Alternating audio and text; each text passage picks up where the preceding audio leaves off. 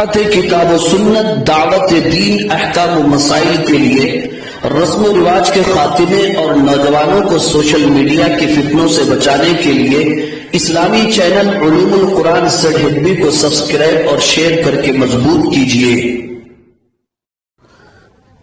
بسم اللہ الرحمن الرحیم۔ وبہ قال حدثنا عبدان،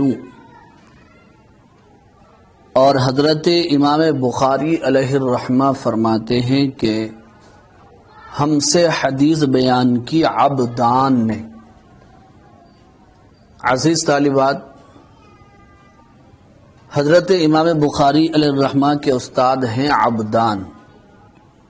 جس طرح احمد کو حمدان اور وہب کو وہبان اور عبد کو عبدان کہا جاتا ہے عربی زبان میں، تو اسی طرح یہاں پر بھی عبد کو عبدان کہہ دیا گیا ہے۔ تو امام بخاری رحمہ اللہ کے استاد حضرت عبدان قال، وہ فرماتے ہیں اخبرنا عبداللہ، ہمیں خبر دی ہے حضرت عبداللہ نے۔ قال، وہ فرماتے ہیں اخبرنا یونس عن الزہری، ہمیں خبر دی ہے یونس نے، اور یونس روایت کرتے ہیں زہری سے۔ وقال حدثنا بشر بن محمد۔ عزیز طالبات، یہاں پر بخاری شریف میں حرف پہلی بار آیا ہے، اور اس طرح آپ کو حدیث کی دیگر کتابوں میں بھی پڑھنے کو ملے گا۔ کے سلسلے میں محدثین کے مختلف اقوال ہیں کہ سے مراد کیا ہے اور کس کا مخفف ہے، لیکن اس میں راجح قول یہ ہے کہ مخفف ہے تحویل کا، اور تحویل کے معنی بدلنے کے آتے ہیں۔ اس کی تفصیل یہ ہے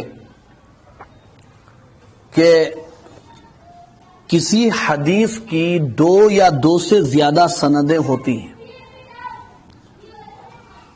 تو ہر سند کو مکمل بیان کرنے میں محدثین کو طول کا خوف ہوتا ہے، سندیں زیادہ ہونے کا اندیشہ ہوتا ہے اور کتاب کے ضخیم ہونے کا اندیشہ ہوتا ہے۔ اس لیے محدثین اولاً ایک سند کو مدار سند تک یا مشترکہ شیخ تک بیان کرتے ہیں، پھر دوسری سند کو بیان کرتے ہیں، پھر تیسری سند کو بھی مشترک شیخ تک پہنچاتے ہیں، پھر اس کے بعد سند کو مکمل طور پر بیان کر دیتے ہیں، اور دونوں سندوں کے درمیان فصل کرنے کے لیے کو ذکر کرتے ہیں۔ تو اسی طرح یہاں پر بھی بیان کیا گیا ہے۔ اب آپ دیکھیے، حضرت امام بخاری علیہ الرحمہ نے پہلی سند بیان کی ہے حضرت امام زہری رحمۃ اللہ علیہ تک، پھر اس کے بعد دوسری سند ذکر کی ہے۔ دوسری سند میں استاد ہیں بشر ابن محمد علیہ الرحمہ، ان سے اس سند کو بیان کیا ہے زہری تک۔ آپ دیکھو غور سے، وبہ قال حدثنا عبدان قال اخبرنا عبداللہ قال اخبرنا یونس عن الزہری۔ تو زہری مدار سند ہیں اور مشترکہ شیخ ہیں۔ پھر دوسری سند کے بعد یہاں پر تحویل ہوئی ہے، دوسری سند یہاں سے شروع ہو رہی ہے، اور یہ دونوں سندیں پہنچ رہی ہیں زہری تک۔ تو گویا کہ حضرت زہری مدار سند ہیں یا مشترکہ شیخ ہیں؟ تو اس کو آپ دوسرے الفاظ میں اس طرح بھی سمجھ سکتے ہیں کہ دو سندیں ابتدا میں علیحدہ علیحدہ ہوتی ہیں اور آخر میں جا کر کے متحد اور ایک ہو جاتی ہیں، اور تحویل میں کبھی اس کے برعکس بھی ہو جاتا ہے کہ ابتدا میں سندیں ایک ہوتی ہیں اور آخر میں جا کر کے علیحدہ ہو جاتی ہیں، لیکن پہلی صورت بہت ہی عام ہے اور دوسری صورت نادر ہے، کم ہے۔ اور ایک بات آپ یہ بھی رکھیں کہ یہ بھی یاد رکھیں کہ تحویل کی صورت میں اکثر و بیشتر حدیث کے الفاظ اور معانی آخری سند کے ہوتے ہیں اور کبھی کبھی پہلی سند کے بھی ذکر کیے جاتے ہیں۔ تو بہرحال یہ ہا مخفف ہے تحویل کا، تحویل سند کا، اس کے بعد جو وا آیا ہے وہ بھی تحویل ہی کا ہے۔ ہا وقال حدثنا، یہاں سے دوسری سند ذکر کی جا رہی ہے۔ حضرت امام بخاری علیہ الرحمہ فرما رہے ہیں کہ ہم سے حدیث بیان کی ہے بشر ابن محمد نے، قال، بشر ابن محمد فرماتے ہیں اخبرنا عبداللہ، کہ ہمیں خبر دی ہے حضرت عبداللہ نے، قال، حضرت عبداللہ فرماتے ہیں اخبرنا یونس و معمر عن الزہری نحوہ، کہ ہمیں خبر دی ہے یونس اور معمر نے حضرت زہری سے اسی طرح۔ قال، زہری فرماتے ہیں اخبرنی عبید اللہ بن عبداللہ، کہ مجھے خبر دی ہے عبید اللہ بن عبداللہ نے۔ اور عبید اللہ بن عبداللہ روایت کرتے ہیں عن ابن عباس، حضرت عبداللہ ابن عباس رضی اللہ تعالیٰ عنہ سے۔ حضرت عبداللہ ابن عباس رضی اللہ تعالیٰ عنہ کی سوانح حیات اور ان کا تعارف اس سے پہلے درس میں بحمد اللہ تعالی ہو چکا ہے۔ یہاں ایک اور بات نہایت ہی اہم سمجھانے کی ہے، وہ یہ ہے، ابھی ایک لفظ گزرا ہے عن الزہری نحوہ، نحوہ اور اسی طرح مثلہ اکثر و بیشتر آپ کو سیاہ ستہ میں پڑھنے کو ملے گا۔ محدثین کہیں گے کہ یہ حدیث بھی فلاں نے اسی طرح بیان کر دی ہے، اردو میں تو اس کا ترجمہ اسی طرح ہوگا، اس جیسا ہوگا، لیکن عربی زبان کے حساب سے نحوہ اور مثلہ میں باریک سا فرق ہے۔ دونوں میں فرق یہ ہے کہ جب کوئی محدث یوں کہے یا کوئی راوی یوں کہے نحوہ کہ یہ حدیث انہوں نے نحوہ اسی طرح بیان کی ہے اور وہاں پر لفظ نحوہ استعمال کیا جائے، تو اس کا مطلب یہ ہوتا ہے، نحوہ کا مطلب یہ ہوتا ہے کہ صرف وہ راوی اور اس راوی کی حدیث میں معانی متحد ہیں، معانی ایک ہیں، لیکن الفاظ میں فرق ہو سکتا ہے۔ اور اگر راوی نحوہ کے الفاظ کے بجائے مثلہ الفاظ استعمال کریں تو اس کا مطلب یہ ہوتا ہے کہ اس سند میں اور اس سند میں الفاظ اور معنی دونوں ایک ہیں، الفاظ اور معنی دونوں متحد ہیں۔ بہرحال یہ روایت ہے حضرت عبداللہ ابن عباس رضی اللہ تعالی عنہ سے۔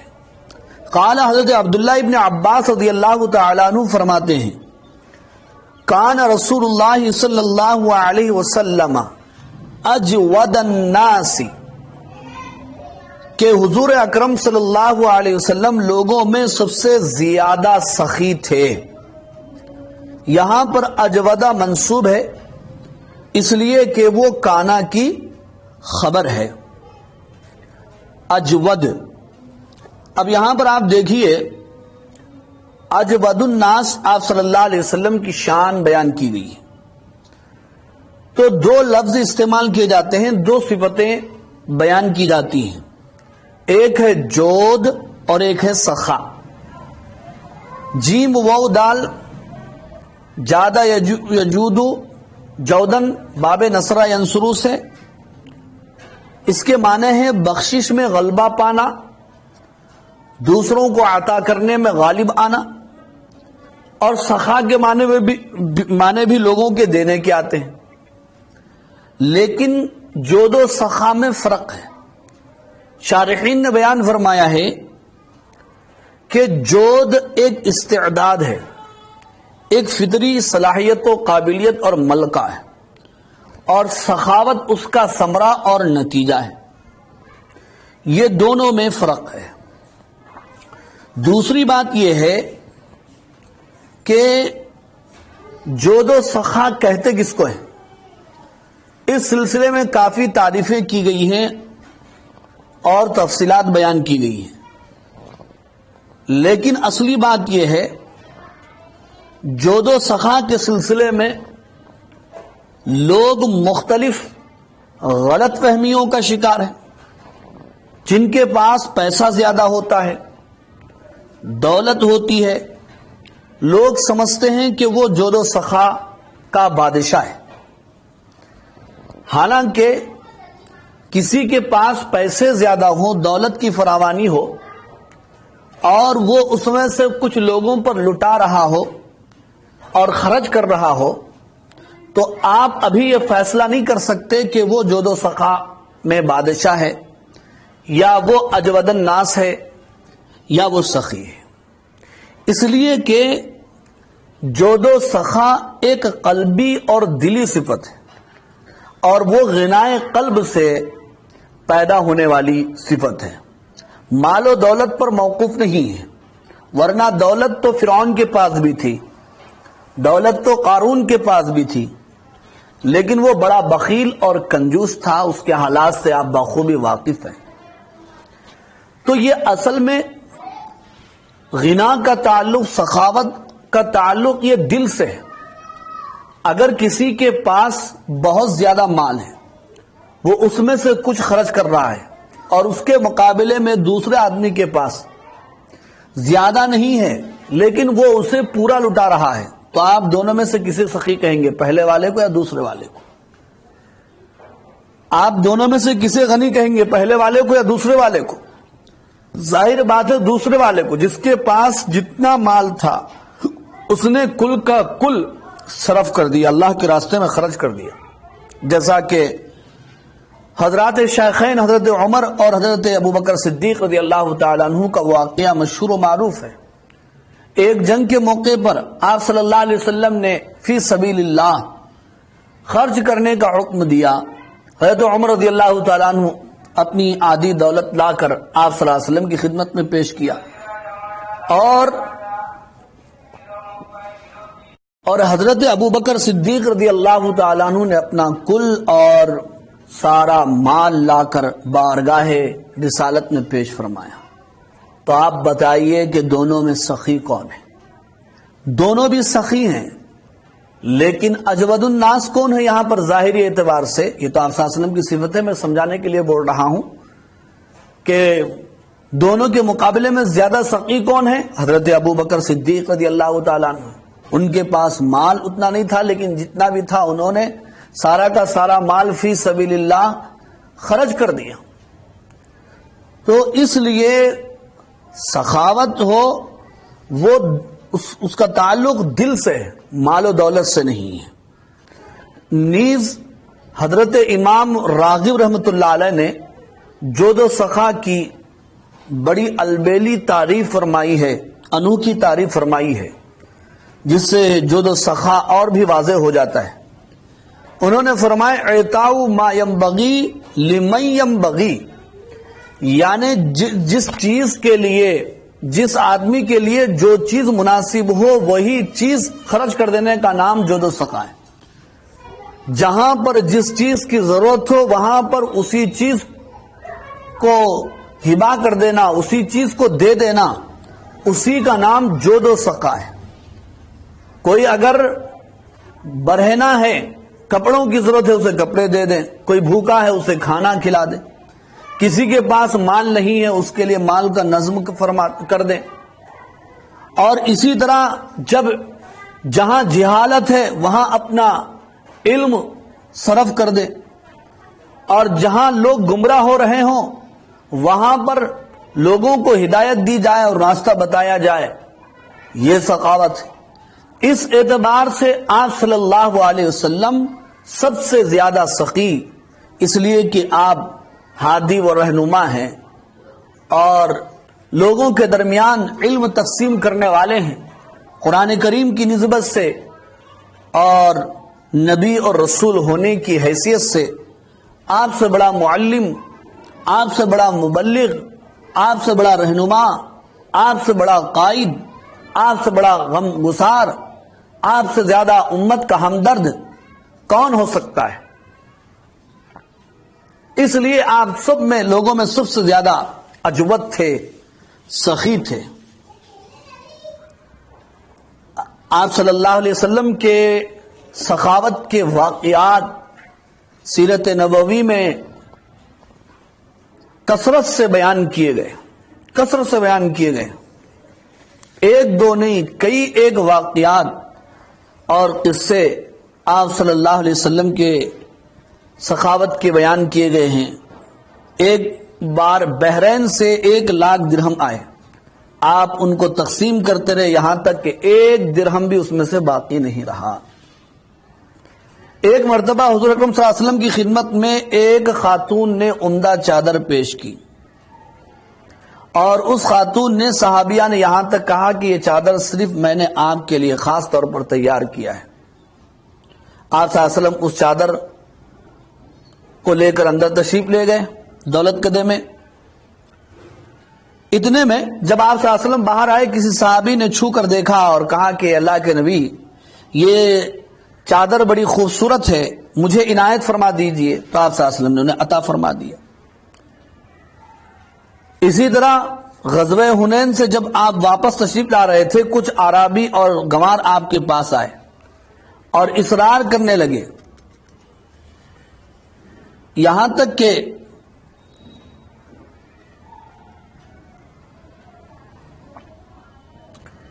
ایک کیکر کے درخت کے ساتھ آپ کی چادر الجھ گئی اور آپ کے ہاتھ سے نکل گئی۔ آپ نے فرمایا کہ میری چادر مجھے دے دو، اگر میرے پاس اس جنگل میں جتنے کیکر کے درخت ہیں ان کے کانٹوں کے برابر مویشی ہوتے تو میں تمہیں تقسیم کر دیتا، پھر تم مجھے بخیل، جھوٹ بولنے والا، بزدل نہ پاتے۔ اسی طرح ایک واقعہ یہ بھی بیان کیا گیا کہ آپ صلی اللہ علیہ وسلم ایک مرتبہ جا رہے تھے، آپ کے جسم پر ایک نجرانی چادر تھی، ایک اعرابی نے آپ کو آپ کی چادر پکڑ کر بہت زور سے کھینچا، یہاں تک کہ آپ کی گردن پر اس چادر کے اثرات ظاہر ہو گئے، اور پھر کہا کہ مجھے کچھ دینے کا حکم دیجئے۔ آپ اس کی طرف متوجہ ہو کر ہنس پڑے اور اسے آپ نے دینے کا حکم فرمایا۔ حضرت بلال رضی اللہ تعالیٰ عنہ کے واقعات تو سیرت میں بڑے مشہور اور معروف ہیں۔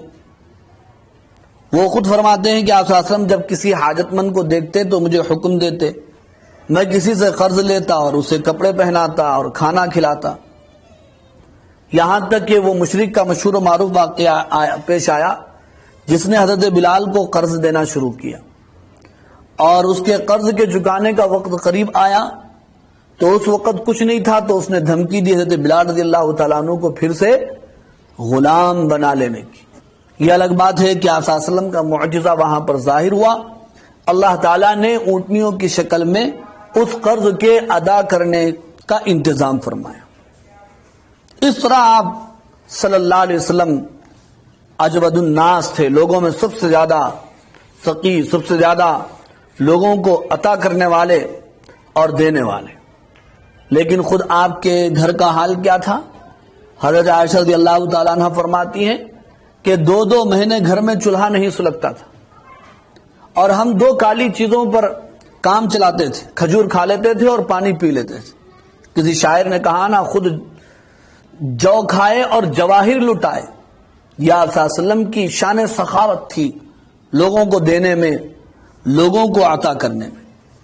اور آپ کی یہ سخاوت اس وقت موجزن ہو جاتی تھی اور بڑھ جاتی تھی جب ماہ رمضان المبارک آتا تھا، اور ماہ رمضان المبارک میں بھی اس وقت بہت زیادہ ہو جاتی تھی جب حضرت جبرائیل علیہ السلام سے قرآن مجید کے دور کے سلسلے میں ملاقاتیں ہوا کرتی تھی۔ اسی کو راوی نے یہاں پر نقل فرمایا ہے اور بیان فرمایا ہے۔ دیکھیے کان رسول اللہ صلی اللہ علیہ وسلم اجود الناس، کہ حضور اکرم صلی اللہ علیہ وسلم لوگوں میں سب سے زیادہ سخی تھے۔ وَكَانَ أَجْوَدُ مَا يَكُونُ فِي رَمَضَانَ حِينَ يَلْقَاهُ جِبْرِيلُ، اور آپ کی سخاوت اس وقت بہت زیادہ ہوتی تھی رمضان المبارک میں، جس وقت حضرت جبرائیل علیہ السلام آپ سے ملاقات فرماتے۔ تو عزیز طالبات، یہاں پر یہ بات آپ کے سامنے کھل گئی اور واضح ہو چکی ہوگی کہ جود و سخاوت کس کا نام ہے۔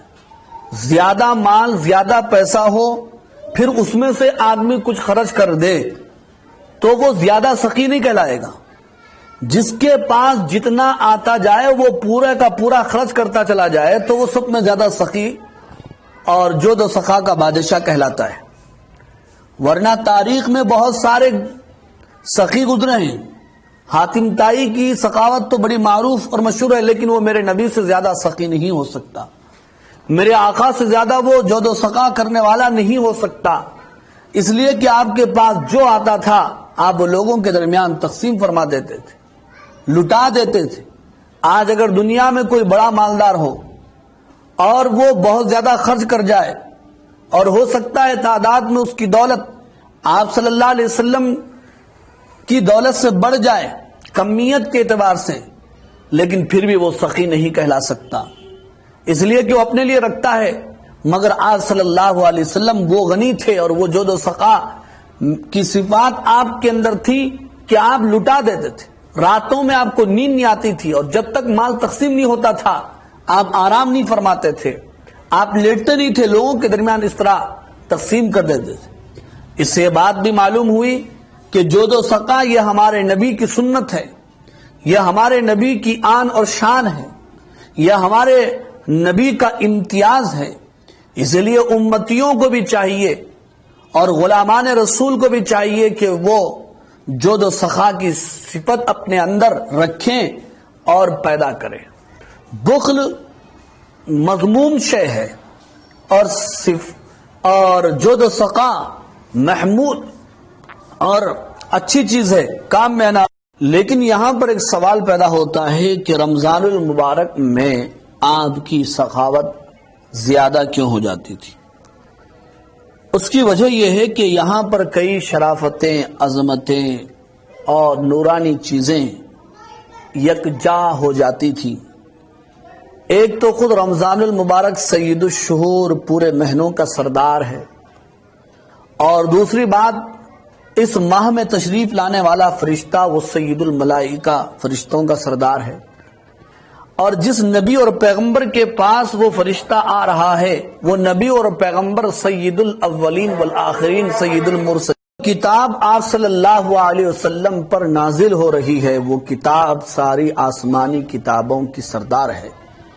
اس طرح کئی شرافتیں، کئی عظمتیں اور فضیلتیں یہاں پر جمع ہو جاتی تھی، جس کا نتیجہ یہ ہوتا تھا کہ آپ صلی اللہ علیہ وسلم کی سخاوت بڑھ جاتی تھی۔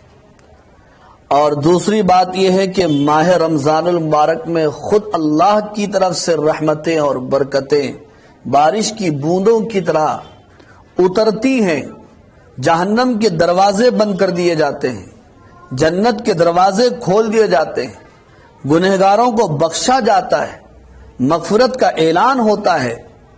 تو پھر جب رب العالمین کا یہ عالم اور حال ہو تو پھر اسی رب العالمین کے رسول اور پیغمبر رحمت للعالمین کا یہ عالم اور حال کیوں نہیں ہوگا کہ اور بھی سخاوت بڑھ جائے اور بھی عطا بڑھ جائے۔ اس لیے اسی حدیث میں حضرت عبداللہ ابن عباس رضی اللہ تعالیٰ عنہ نے آپ صلی اللہ علیہ وسلم کی جود و سخا کی حقیقت، وہ بھی مبنی بر حقیقت بیان فرمایا۔ فلا رسول اللہ صلی اللہ علیہ وسلم اجود بالخیر من الریح المرسلہ، کہ آپ صلی اللہ علیہ وسلم اس ہوا سے بھی زیادہ خیر کے کاموں میں سخی ہو جاتے تھے، مال کے دینے میں سخی ہو جاتے تھے، جو ہوا تیز بارش کو لانے والی اس آندھی اور طوفان سے زیادہ آپ سخی ہوتے اور تیزی کے ساتھ سخاوت کیا کرتے تھے۔ عزیز طالبات، اس سے ایک سبق ہمیں یہ بھی مل رہا ہے کہ ماہ رمضان المبارک میں جہاں ہمیں روزے رکھنا ہے اور قرآن مجید کی تلاوت کرنا ہے، اس روایت و حدیث سے ہمیں یہ بھی معلوم ہو رہا ہے کہ قرآن مجید کو رمضان المبارک سے اور رمضان المبارک کو قرآن مجید سے نسبت ہے، دونوں لازم اور ملزوم ہیں۔ اس لیے قرآن مجید کی تلاوت کی کثرت بھی کرنی چاہیے اور اسی کے ساتھ ساتھ رمضان المبارک میں خوب سخاوت بھی کرنی چاہیے، خیرات دینی چاہیے، غریبوں کا خیال کرنا چاہیے، لوگوں کو کھلانا اور پلانا چاہیے۔ لیکن ایک بات مسلمانوں میں یہ چلی ہے کہ زکوٰۃ کو رمضان کے ساتھ خاص کر دیا گیا اور یہ سمجھا جا رہا ہے کہ زکوٰۃ ادا کرنے کا مہینہ صرف رمضان ہے اور دنوں میں زکوٰۃ ادا نہیں کی جا سکتی۔ حالانکہ یہ تو صاحب نصاب ہونے پر ہے کہ وہ جس ماہ میں صاحب نصاب ہوا ہے اور اس پر زکوٰۃ فرض ہوئی ہے اس ماہ سے زکوٰۃ کا حساب لگایا جاتا ہے، نہ یہ کہ رمضان سے۔ زکوٰۃ رمضان کے ساتھ خاص نہیں ہے، کسی بھی مہینے میں ادا کی جا سکتی۔ یہ الگ بات ہے کہ ماہ رمضان میں خیرات اور زکوٰۃ ادا کرنے کا ثواب جو بڑھا دیا جاتا ہے، بڑھ جاتا ہے، لیکن اسی سے اس کو جو مسلمانوں کو خاص نہ کرنا چاہیے اور نہ خاص سمجھنا چاہیے۔ تو بہرحال وَكَانَ أَجْوَدُ مَا يَكُونُ فِي رَمَضَانَ حِينَ يَلْقَاهُ جِبْرِيلُ، اور آپ اس وقت بہت زیادہ سخی ہوتے تھے ماہ رمضان میں، حین یلقاہ جبریل، جس وقت حضرت جبرائیل علیہ السلام آپ سے ملاقات کرتے، اور حضرت جبرائیل علیہ السلام آپ سے ملاقات کر کے کیا کرتے تھے اور کب ملاقات کرتے تھے؟ وَكَانَ يَلْقَاهُ فِي كُلِّ لَيْلَةٍ مِّن رَمَضَانَ، اور حضرت جبرائیل علیہ السلام آپ سے ملاقات کرتے تھے اور رمضان کی ہر رات میں۔ یہ ملاقاتیں حضرت جبرائیل اور آپ صلی اللہ علیہ وسلم کی رمضان کی راتوں میں ہوا کرتی تھی۔ رات کا موقع ہوتا تھا، یکسوئی ہوتی تھی اور قرآن مجید کی تلاوت میں آسانی ہوتی تھی، اس لیے رات میں یہ دور چلتا تھا قرآن مجید کا۔ اسی کو آگے بیان فرمایا، فَيُدَارِسُهُ الْقُرْآنَ، تو وہ آپ صلی اللہ علیہ وسلم سے قرآن کا دور کرتے تھے۔ اسی کو جو ہے یدارسہ سے تعبیر کیا ہے اور نقل کیا ہے۔ یہ مدارست یا دور کرنے کی حکمت کیا ہوتی تھی؟ شارحین نے اس کی کئی حکمتیں اور مصلحتیں بیان فرمائی۔ ایک حکمت تو یہ بیان کی گئی کہ یہ دور اس لیے ہوتا تھا کہ آپ صلی اللہ علیہ وسلم تجوید اور ادائیگی سیکھ لیں، اور دوسری حکمت و مصلحت اس لیے بیان کی گئی کہ آپ کو آیات اور صورتوں کی ترتیب کا علم ہو جائے۔ تیسری حکمت یہ بیان کی گئی ہے کہ آپ کو ناسخ اور منسوخ کا علم ہو جائے، اور ایک حکمت یہ بھی بیان کی گئی ہے کہ آئندہ آپ کی امت میں بھی اس طرح دور کرنے کی مدارست کی سنت چلے۔ یہ حکمتیں اور مصلحتیں بیان کی گئی ہیں رمضان میں قرآن مجید کے دور کرنے کی۔ ایک سوال یہاں پر یہ بھی ہوتا ہے کہ رمضان میں قرآن مجید کا جو دور ہوتا تھا تو ظاہر بات ہے مکمل قرآن تو نازل نہیں ہوا تھا، تو دور کتنا ہوتا تھا؟ آیا جتنا قرآن اترا تھا اسی کا دور ہوتا تھا یا مکمل قرآن کا دور ہوتا تھا جو اترنے والا ہے؟ تو بعض علماء نے بیان فرمایا اتنا ہی دور ہوتا تھا جتنا قرآن اترا تھا، اور بعض علماء نے فرمایا کہ نہیں، مکمل قرآن کا دور ہوتا تھا، البتہ جو قرآن اترا ہے وہ اس وقت تک وہ آپ صلی اللہ علیہ وسلم کو یاد ہوتا تھا، اور جو قرآن اس وقت تک نہیں اترا تھا، بعد میں اترنے والا ہے، وہ آپ سے بھلا دیا جاتا تھا۔ وَكَانَ يَلْقَاهُ فِي كُلِّ لَيْلَةٍ مِّن رَمَضَانَ فَيُدَارِسُهُ الْقُرْآنَ، کہ حضرت جبرائیل علیہ السلام آپ سے ملتے تھے رمضان کی ہر رات میں، پھر آپ سے قرآن کا دور فرماتے تھے۔ فَلَرَسُولُ اللَّهِ صلی اللہ علیہ وسلم اجود بالخیر من ریح المرسلہ، کہ حضور اکرم صلی اللہ علیہ وسلم بالخیر، خیر کے کاموں میں یا مال کے خرچ کرنے میں اجود، سخی ہوتے تھے، من ریح المرسلہ، تیز بارش لانے والی ہوا سے بھی زیادہ، اس سے بھی زیادہ آپ سخی ہے۔ یہ کوئی مبالغہ آرائی نہیں ہے، بلکہ حقیقت ہے کہ آپ صلی اللہ علیہ وسلم اتنے سخی تھے۔ اس لیے کہا نا، خود جو کھائے اور جواہر لٹائیں، اجود بالخیر من ریح المرسلہ فرمایا گیا۔ خیر سے مراد یہاں پر مال بھی ہے اور تمام خیر مراد ہے ہر چیز میں، جیسا کہ آپ کی صفات بیان کی گئی ہیں۔ اب یہاں پر ایک آخری بات رہ جاتی ہے کہ اس روایت سے ترجمۃ الباب کیسے ثابت ہوتا ہے۔ ترجمۃ الباب کیا ہے؟ باب کیف کان بدء الوحی الی رسول اللہ صلی اللہ علیہ وسلم۔ میں نے شروع میں بیان کیا تھا کہ اس ترجمۃ الباب سے مقصد بخاری رحمۃ اللہ علیہ دو ہے، ایک تو ابتدائے وحی کی کیفیات بیان کرنا، اور دوسرا مقصد عظمت وحی بیان کرنا ہے۔ اس سے عظمت وحی کا بھی اندازہ چل جاتا ہے کہ حضرت جبرائیل علیہ السلام کی آمد ہوتی تھی اور وحی مطلوع کا دور چلتا تھا، تبھی اس کی اہمیت اور عظمت کا پتہ چلتا ہے۔ اور دوسری بات یہ ہے کہ عجیب طریقے سے شارحین نے ترجمۃ الباب ثابت کیا ہے، وہ اس طور پر کہ آپ صلی اللہ علیہ وسلم چونکہ موحا الیہ ہیں، موحا الیہ اس ذات کو کہتے ہیں، اس ہستی کو کہتے ہیں جس پر وحی نازل کی جائے، تو اس میں موحا الیہ کے ملکات فاضلہ بیان کیے گئے ہیں جو مبادئ وحی ہیں۔ وحی کے جو مبادئ ہوتے ہیں ان میں سے جود و سخا کا ہونا یہ بھی داخل ہے، اور ایک بڑی اہم اور عظیم صفت ہے۔ اور اس سے بھی زیادہ آسان طریقے سے آپ ترجمۃ الباب یوں بھی ثابت کر سکتے ہیں کہ سابقہ حدیث میں، یعنی اس سے پہلی والی روایت میں آغاز وحی کے مکان کا بیان تھا، اور وہ غار حرا تھا، وہاں سے وحی کا آغاز ہوا تھا۔ اور اس حدیث میں آغاز وحی کے زمان کا ذکر ہے، زمانے کا ذکر ہے، وہ کون سا زمانہ تھا یا وہ کون سا مہینہ تھا جس میں وحی کا آغاز ہوا تھا۔ ظاہر بات ہے وہ ماہ رمضان المبارک ہے، تو اسی ماہ کا، اسی زمانے کا ذکر ہے اس حدیث میں۔